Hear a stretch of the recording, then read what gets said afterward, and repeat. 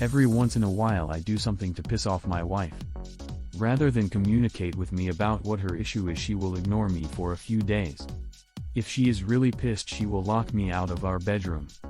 Then when everything is back to normal, she will say that what I did wasn't actually my fault, or that it wasn't as bad as she thought.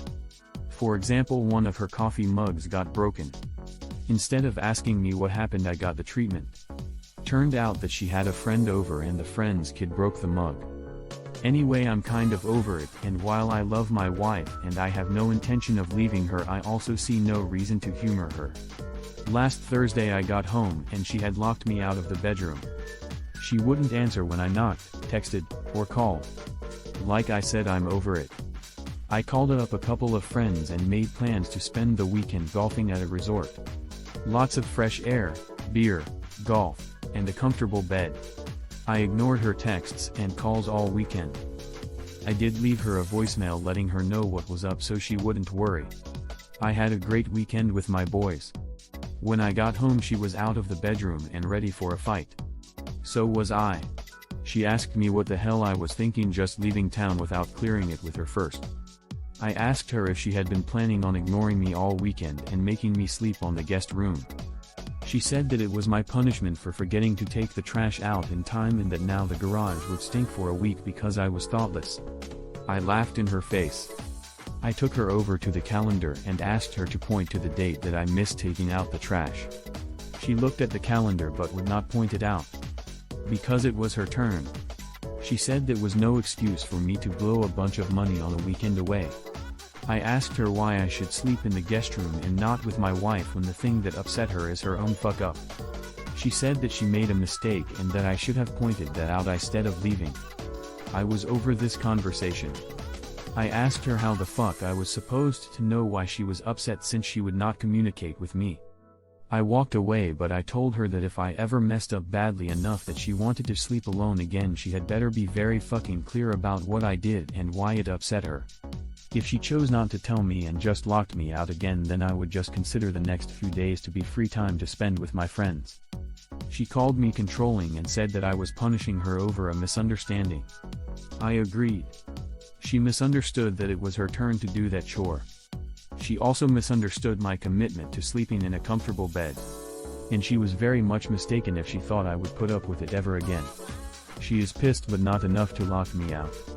Hello there, read it here. Before we go into what other Reddits think, I give you some thoughts myself.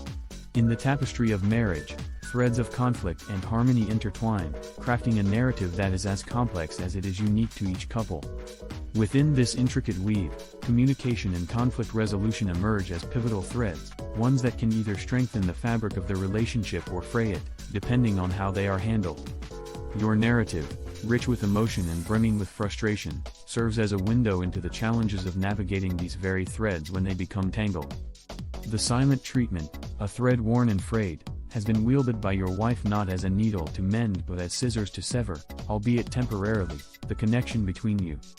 This form of communication, or rather the lack thereof, is a silent scream for attention, a paradoxical plea for engagement through disengagement. Its use signifies a deeper issue at play, perhaps a fear of confrontation or an inability to articulate grievances in a manner that fosters understanding rather than conflict. Conversely, your decision to extricate yourself from the immediate vicinity of conflict, to seek solace and companionship in the company of friends, is a thread of a different color. It is a statement of self-preservation, a declaration of independence in the face of perceived emotional tyranny. Yet, this act of defiance, while soothing in the short term, does little to untangle the knots at the heart of your marital discord. It is akin to cutting the Gordian knot rather than painstakingly untying it. It offers a solution, but not resolution. The essence of the conflict, as illustrated by the anecdotes of the broken coffee mug and the misunderstood chore, lies not in the events themselves but in what they symbolize, a breakdown in the mechanisms of mutual understanding and support that form the foundation of any partnership. These incidents are but symptoms of a larger malaise, the manifestations of an underlying ailment characterized by missed connections and unvoiced expectations. To forge a path forward, it is imperative to first illuminate the shadowed corners of your relationship, to confront the specters of misunderstanding and resentment that lurk within. This necessitates a dialogue, one that is open and honest, yet tempered with empathy and a willingness to listen. It is a delicate dance of give and take, where both partners must be willing to step on each other's toes in the quest to find rhythm and harmony. Embarking on this journey of reconciliation and understanding may benefit from the guidance of a skilled navigator, a couples therapist equipped with the tools to chart the unexplored territories of your relationship. Through structured dialogue and exercises designed to enhance communication, you can begin to unravel the knots that have bound you, to repair the frayed threads and strengthen the weave of your partnership.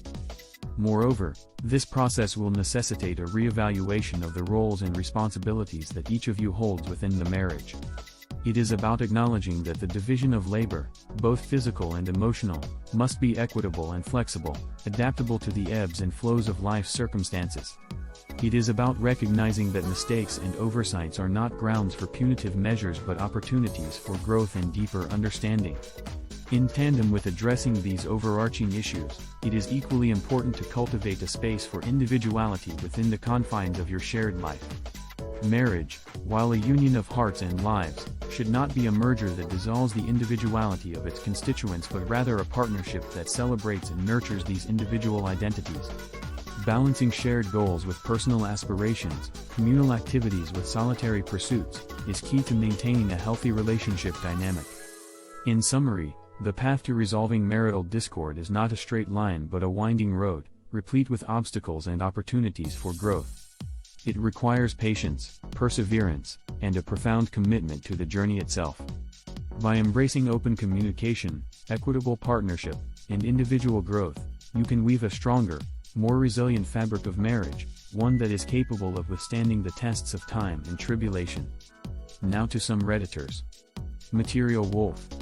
Hijacking the top comment to say the wife is not mad op left town, she's mad her little tantrum didn't work and she didn't get op's continuous attention for 3 days until she decided she was ready to communicate. Op, your wife sounds like a narcissist and she's the controlling one if she expects you to sleep in the guest room for 3 days until she deems your punishment is complete. Rational adults do not punish each other for mistakes, especially not their own mistakes. She thinks she needs to teach you a lesson and is going about it in a cruel and immature manner. I know you say you love her, but can you really reflect on your life and say that you're happy with her? Are your emotional needs being met? Sometimes we fall in love with people who aren't good for us or our well-being, and that makes it very difficult to leave the situation. She definitely needs therapy, and I would also suggest you find someone to talk to as well. I would bet money on this not being the only thing you are upset about in your relationship. She sounds exhausting and just demoralizing to be around. I hope your situation improves, Op. Cornemuse_Barrakin. If her damn grown-ass can't communicate with you about something simple like taking out the trash, and she's going to lock you out, then why not go have fun? I think you handled it exactly the way you should have. Lock me out, no communication, I'm bouncing for a few days. Have fun being miserable. And she says you're being controlling? Your wife needs to look in the mirror. She locked you out with the expectation that you would stay in a guest room and deliberately feel uncomfortable. You refused to give her that power, and took it away by going out and having a good time. I tip my hat to you, sir. Keep doing that. After a while, when she realizes that her little manipulations aren't going to work to make you as unhappy as she is, she might start pulling her head out of her ass. God bless you. I probably would leave myself. I wish you the best of luck. Magic Dragon 212. I honestly consider this emotional abuse. To not even communicate why she's upset is insane. She's wanting him to grovel in anxiety and sadness for days over menial issues. You shouldn't be punishing your partner emo. In relationships in my past, the silent treatment as punishment was one of the most damaging acts for me. It takes advantage of you caring about how they feel through weaponization. When I no longer cared about how they felt during silent treatment was one of the many indicators that I was done with the relationship, which Op seems to have reached by going on his weekend trip. Cringe of me, but there's a Paramore song that goes of all the weapons you fight with, your silence is the most violent. And that shit made me cry and realize how painful constantly being punished with the silent treatment was.